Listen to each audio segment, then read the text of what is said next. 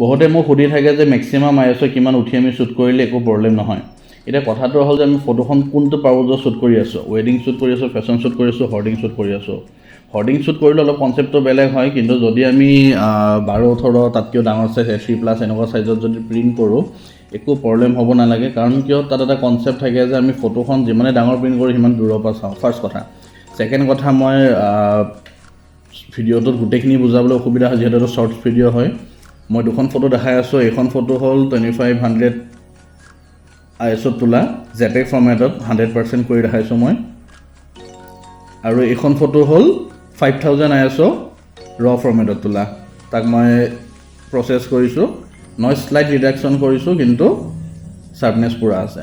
তো ইমান টেনশ্যন ল'ব নালাগে, আমি আইএছঅ উঠায়ো শ্বুট কৰিবলৈ পাৰোঁ। কাৰণ আজিকালি নতুন কেমেৰাখিনি বহুত টেকনিকেলি হাইটেক হয়। এনেকুৱা ইনফৰমেশ্যনৰ কাৰণে মোক ফ'ল' কৰিব।